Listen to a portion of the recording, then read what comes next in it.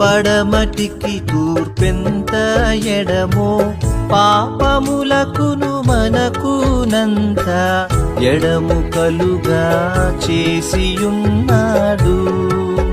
మన పాపములను ఎడముగానే చేసియున్నాడు. ఆ కారణముచే దేవ సంస్తుతి చేయవే మనసా.